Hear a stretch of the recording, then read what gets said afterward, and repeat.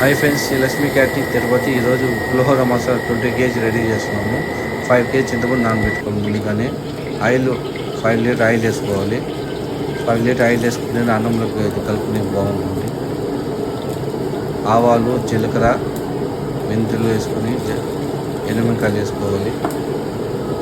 ఎనిమిరకాయ వేసిన తర్వాత కరివేపాకు వేసుకోవాలి. కరివేపాకు వేసిన తర్వాత బాగా వేగిన తర్వాత చింతపండు నీళ్ళు రెడీ చేసుకోవాలి. ఉంచుకోవాలి. అట్లే కొద్దిగా గార్లిక్ కూడా వేసేయాలి. ఇంట్లోనే గార్లిక్ వేసే స్మెల్ బాగా వస్తుంది.